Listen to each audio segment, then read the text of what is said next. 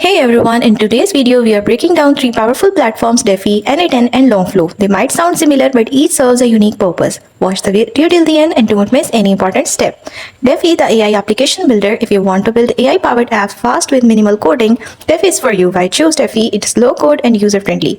No need to be a developer. It offers seamless LLM integration, perfect for AI-driven chatbots, quick setup for EA agents, and no complex backend required.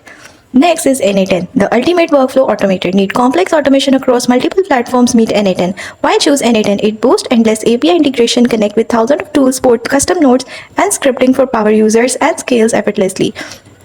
Automate everything from emails to database. Now Langflow, the NLP and AI workflow specialist. If your focus is on conversational AI and language processing, Langflow is your go-to. Why choose Langflow? It offers a visual workflow builder specifically for NLP applications, both long-chain AI-driven conversations and excel at text-based automation like chatbots and semantic search.